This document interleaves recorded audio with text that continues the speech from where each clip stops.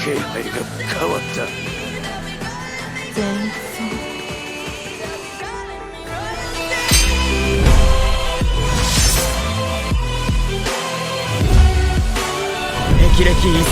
तो hello guys, कैसे आप सभी लोग, स्वागत है चार एक्सप्लेन में। तो चलिए हमारी एक और न्यू स्टोरी को स्टार्ट करते हैं, जो कि एक लव स्टोरी है। तो चलिए देखते हैं, आपको मज़ा आएगा। ये फर्स्ट एपिसोड है इस स्टोरी का, और स्टोरी का नाम है लव मायने नहीं रखता।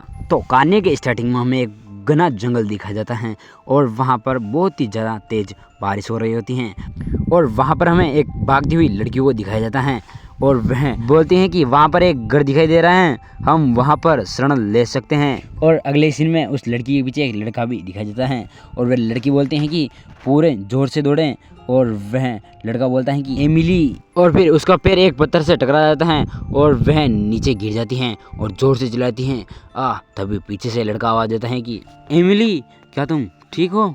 और फिर वह लड़का एमिली को गिरने से पहले ही पकड़ लेता है, और वह उसकी आंखों में देखता रहता है, और वह लड़का बोलता है कि वह बहुत ही करीब है, क्या यह बुरा है? और एमिली अपने मन में सोचती है कि मुझे इस आदमी के और करीब नहीं जाना चाहिए, लेकिन मेरा दिल इतनी तेज क्यों धड़क रहा है? और फिर वह लड़का उसको कस के पकड़े ही रखता है, और उस लड़के का नाम होता है कि हेडियस मायर। और मायर बोलता है कि एमिली, और वह धीरे धीरे उसके करीब जाने की कोशिश करता है और उसके होठों को सहलाने लगता है, और फिर मायर एमिली को किस करने की कोशिश करता है, और एमिली जो होती हैं वह होठों के बजाय उसके गाल के ऊपर किस करती हैं, और उनमें से एक बोलता है कि नहीं, ऐसा मत करो। और फिर मायर एमिली को सीधा खड़ा कर देता है और उसको सही खड़ा करके मोड़ देता है और कहता है चलो। और फिर एमिली अपने मन में सोचती है कि यह आदमी केवल नाम का ही मंगेतर है,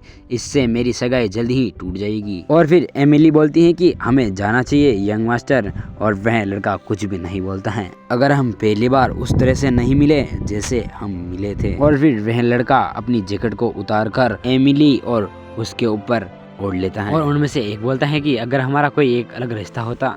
फिर हमें एक पत्र दिखाया जाता है, उसमें लिखा हुआ था कि सब कुछ एक अक्षर से शुरू हुआ। बरन परिवार के किसी एक सदस्य को हाउस मायर के बड़े बेटे या बेटी से शादी करनी होगी। कोई नहीं जानता कि कैसे बरन परिवार एक गरीब काश्तकार किसान है, एक रईस परिवार से शादी का वादा लेने में कामयाब रहे। शायद बरन ने एक रईस की जान बचाई, एक शर्त जीती, या यह सिर्फ एक मजाक हो सकता था। जो भी कारण हो, वादा पूरा नहीं किया गया था, और इस तरह एक सदी से भी ज़्यादा समय बीत चुका है।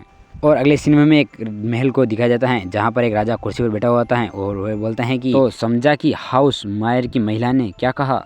और राजा बोलता है कि मुझे इस अवसर का उपयोग चीज़ों को सही करने के लिए करना चाहिए। और फिर नौकर महाराज से कहता है कि महाराज, आप इस पत्र का उपयोग क्यों नहीं करते, जो कि एक कॉमनर ने कुछ समय पहले डिलीवर की थी। और फिर महाराज उस खत को पढ़ते हैं और कहते हैं कि हमारे पास यहाँ क्या है? यह तो वह पत्र हैं जिसके अंदर एक सामान्य बरन परिवार और हाउस मायर वादा किया है कि अपनी बड़ी बेटी या बेटे से सगाई होगी। और महाराज कहते हैं कि ओहो, वह हास्यास्पद पत्र, हाँ। और फिर महाराज हंसते हुए कहते हैं कि मैं इस पत्र का उपयोग हाउस मायर को दबाने के लिए कर सकता हूँ। तो अगले सीन में एक लड़की को दिखाया जाता है, जो कि इमिलिया होती हैं।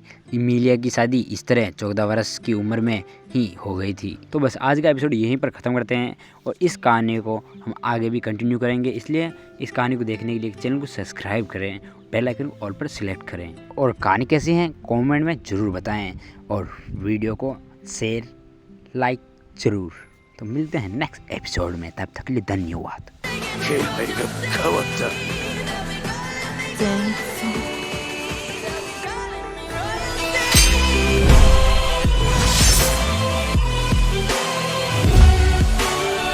歴々